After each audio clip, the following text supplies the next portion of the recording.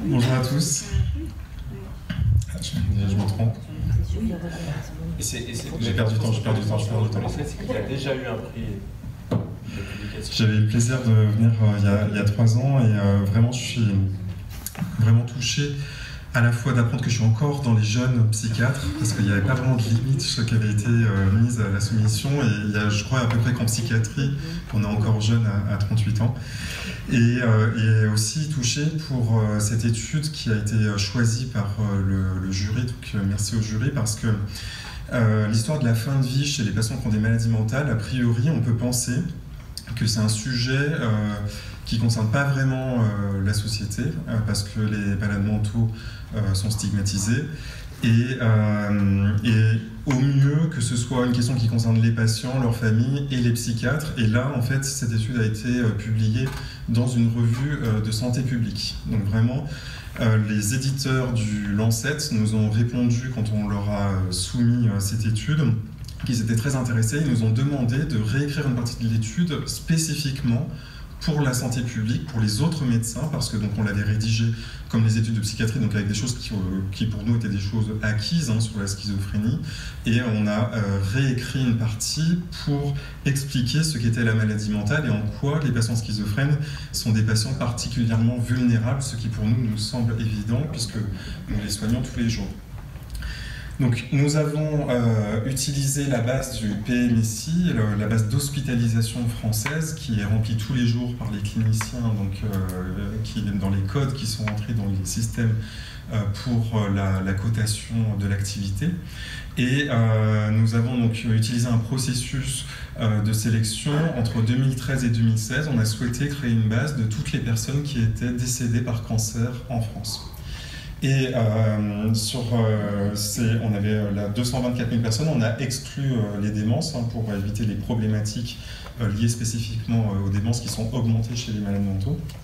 Et donc sur les 224 000 personnes que l'on a extraites de cette base, il y en avait à peu près 2500 qui avaient une schizophrénie. Et donc on a comparé la prise en charge dans les 30 derniers jours de vie des patients qui avaient une schizophrénie versus les patients qui n'en avaient pas. Et les résultats ont été vraiment édifiants. Donc il y a une partie des résultats où c'est une comparaison directe et une partie où c'est de l'appariement. Donc ça, c'est des choses un peu statistiques. On a parlé sur l'âge, le sexe, le type de cancer, évidemment, parce que les patients qui avaient une schizophrénie, vous le voyez ici, avaient plus de cancer thoracique. On le sait, nos patients qui ont des schizophrénies sont de grands fumeurs. C'est un tabagisme très prononcé, très fréquent et très fort, puisque c'est souvent plus de 2 paquets par jour. Et puis, ce qu'on a trouvé aussi, ce qui peut paraître peu intuitif, c'est que les patients qui avaient des schizophrénies avaient moins de métastases que les autres.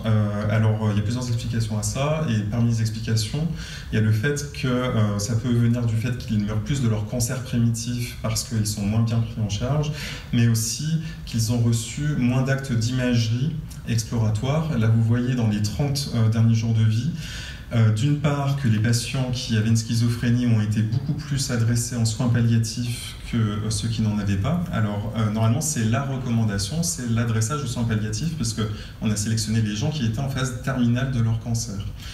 Et donc c'est là où ça pose question. On pourrait se dire bon bah finalement c'est mieux chez les schizophrènes puisqu'ils sont plus en soins palliatifs et que c'est ça qui est recommandé au final. C'est pas aussi simple que ça. En fait, c'est d'une part qu'on a trouvé qu'ils mourraient 8 ans plus tôt de leur cancer et que le délai entre le diagnostic du cancer et la mort était très raccourci.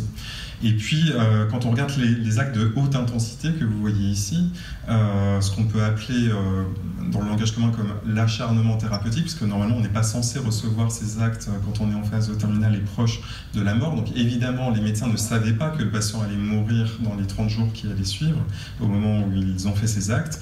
Et on constate que les personnes qui n'ont pas de schizophrénie reçoivent beaucoup plus de transfusions sanguines, d'actes de chirurgie, de chimiothérapie, d'actes d'imagerie, etc. Voilà, on a beaucoup de marqueurs qui vont tous dans le même sens. Une minute. Alors, c'est ma dernière diapo.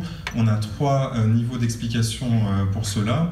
Donc, le premier niveau, c'est au niveau du soignant. Donc, on en a parlé, donc, on a travaillé pour cette étude avec des oncologues qui nous expliquent effectivement que c'est très compliqué, par exemple, de proposer une chimiothérapie à un patient qui déjà n'est pas observant de son traitement psychiatrique, puisque les chimiothérapies, ce sont des traitements qui sont très précis dans les doses et dans les temps d'administration. Donc, on ne peut pas se permettre de sauter, par exemple, une administration. Ensuite, il y a évidemment les facteurs liés aux patients qui sont les premiers qui nous viennent à l'esprit, les délires de persécution, l'opposition aux soins. Des facteurs qui viennent des institutions, en fait, le problème de l'articulation de la psychiatrie et de l'oncologie. Et donc c'est pour ça qu'on propose dans cette étude de développer plus d'unités spécialisées d'oncopsychiatrie pour améliorer la prise en charge de nos patients. Je vous remercie pour votre attention.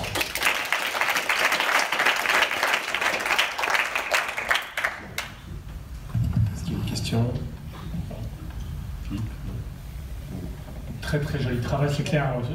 Tu as eu 2 fois un prix, c'est normal parce que la première fois tu avais fait des travaux extrêmement scientifiques et là ils sont extrêmement sur le terrain. Et donc c'est normal d'avoir aussi les 2 approches qui sont ici gratifiées.